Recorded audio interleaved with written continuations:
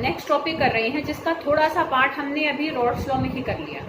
तुम्हें मैंने ideal solution एक टर्म बताई, तो अब जो हमारा नेक्स्ट टॉपिक है वो यही है ideal solutions and non ideal solutions, ठीक है, which we can easily correlate with the Raoult's law, ठीक है। तो देखो आइडियल सॉल्यूशंस और हम करेंगे नॉन आइडियल सॉल्यूशंस।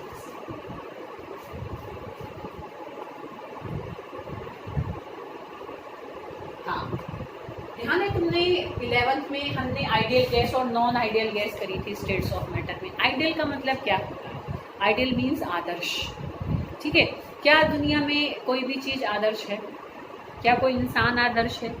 कोई मतलब कोई हम नेचर की कोई चीज़ भी उठा लें तो nothing is ideal in this world, है ना। कमियां सब में होती है, कोई भी परफेक्ट नहीं होता दुनिया में, ठीक है। मतलब imperfection is also the law of nature, कि वो तो कमी तो देखो कहीं ना कहीं थोड़ी बहुत रहती है, तभी सुधार की भी गुंजाइश रहती है, तभी हम और बेटर पर्सन बनते चले जाते हैं। तो जैसे कोई गैस आइडियल नहीं होती, नेचर में कोई चीज़ आइडियल नहीं होती, ऐसी ही सोल्यूशन भी बेटा कोई आइडियल नहीं होता।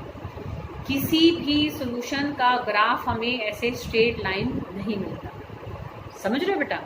तो जो हमने एक डेफिनेशन दी कि जो सॉल्यूशंस हमें इस तरीके का ग्राफ देते हैं, स्ट्रेट लाइन, जो सॉल्यूशन ऐसे स्ट्रेट लाइन ग्राफ दे दे, जो सॉल्यूशन रॉल्स लॉ को फॉलो कर ले, रॉल्स लॉ को फॉलो कर ले मतलब जिनका पी ए किसके बराबर हो, P not A X A के बराबर हो, जिनका P B P not B X B के बराबर हो, ठीक है।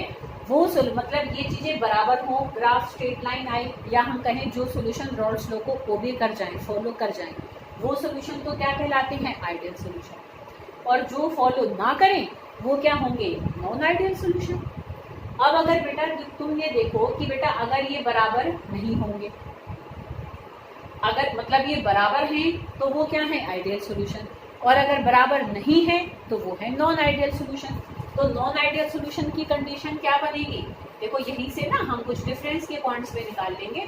तो देखो जैसे आइडियल सॉल्यूशन के लिए तो ये कंडीशन है, और नॉन आइडियल सॉल्यूशन के लिए क्या कंडीशन बनेगी कि P A is not equal to P not A X A, P not B is not equal to P not B X B, और ग्राफ ऐसे स्ट्रेट लाइन नहीं आएगा। समझ में आ रही बेटा बात?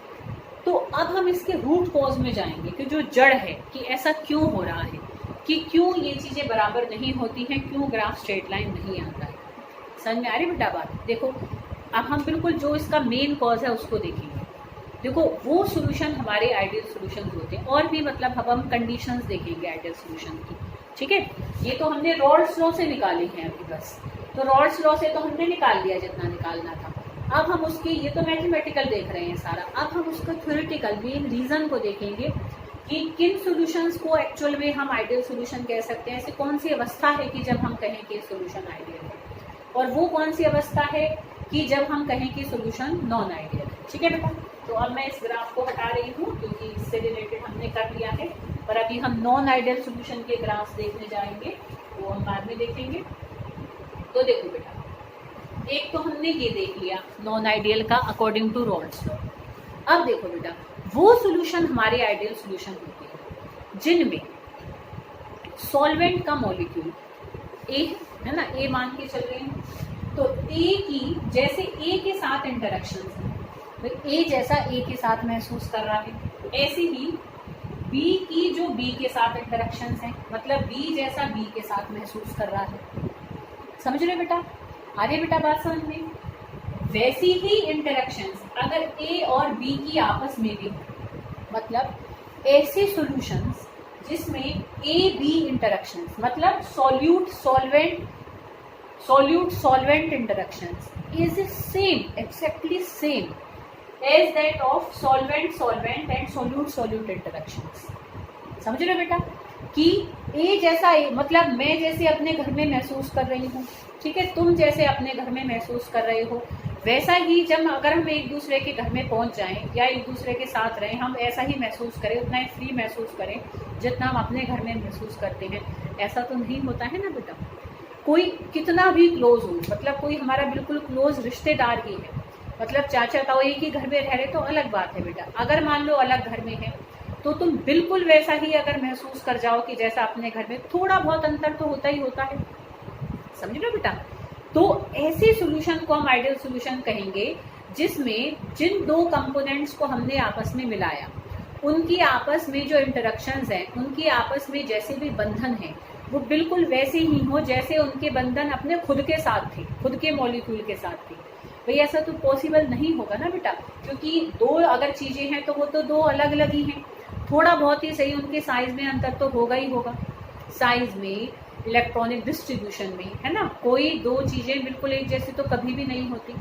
तो जो जैसा अपने साथ महसूस करता है वैसा ही वो दूसरे के साथ महसूस कर जाए, ऐसा बहुत रेयर है, समझ रहे हो।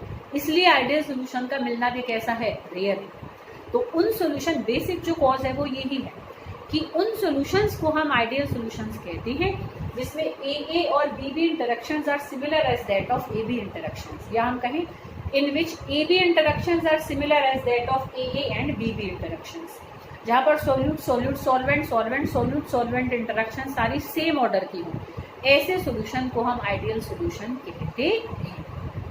ठीक है, तो एक कंडीशन और भी, एक तो हमने ये देखी, दूसरी ये देखी। एक तो देखी रॉल्स लॉ से कि जो सॉल्यूशन रॉल्स लॉ को ओबे करते हैं, मतलब P A P naught X A के बराबर हो, पी बी पी नॉट भी एक्स बी के बराबर हो। जिन सॉल्यूशन में solute solvent interaction solute solute solvent solvent interaction के ही जैसी हो, उन सॉल्यूशन को हम आइडियल सॉल्यूशन कहेंगे। और जब इंटरेक्शंस बिल्कुल एक जैसी हैं तो जब हम उन दोनों को मिलाएंगे तो ना तो हीट रिलीज होगी ना हीट एब्जॉर्ब होगी, भाई ना उनकी स्टेबिलिटी कम होगी ना उनकी स्टेबिलिटी बढ़ेगी, क्योंकि जैसे वो पहले थे ऐसे वो बाद में है, अगर सॉल्यूशन आइडियल, समझ रहे हो। तो ऐसे सॉल्यूशन में ना कोई, जब उनको मिलाएंगे आपस में, ना कोई हीट का लॉस होगा ना ही हीट नेट एब्जॉर्ब होगी। तो वहां डेल्टा एच कैसा होगा, delta H is equal to 0। जब दोनों एक दूसरे के साथ बिल्कुल सेम एक जैसा ही बिल्कुल महसूस करेंगे तो क्या होगा, उनके मिलाने से ना तो वॉल्यूम बढ़ेगी ना वॉल्यूम घटेगी। भाई जितने डिस्टेंस पर वो पहले अपने मॉलिक्यूल के साथ थे उतने डिस्टेंस पर वो दूसरे के मॉलिक्यूल के साथ भी है। तो जितनी जगह पहले घेर रखी है उन्होंने, टोटल मिलकर जगह ही उनकी बनेगी। जैसे ए अगर हमारा 100 ml है, बी अगर हमारा 100 ml है, तो मिलकर टोटल बिल्कुल एग्जैक्ट 200 ml ही बनेगा। मतलब नेट वॉल्यूम, भाई बॉन्ड अगर पहले के कंपैरेटिवली छोटी बन जाए ए और बी की, तो देखो चाहे थोड़ी सी ही सही वो वॉल्यूम कम घेरेंगे तो नेट वॉल्यूम हमारी कम हो जाएगी। और अगर जो बॉन्ड बन रही है उन दोनों के बीच की अगर वीक बनेगी तो थोड़ी सी जगह ज़्यादा घेरेंगे तो जो हमारी नेट डेल्टा वी है वो पॉजिटिव हो जाएगी, थोड़ा वॉल्यूम हल्की सी सही बढ़ जाएगी। पर अगर जैसी बॉन्ड यहाँ है वैसी बॉन्ड यहाँ बनी तो जितनी जगह पहले घेरी उतनी ही जगह वो बाद में घेरेंगे।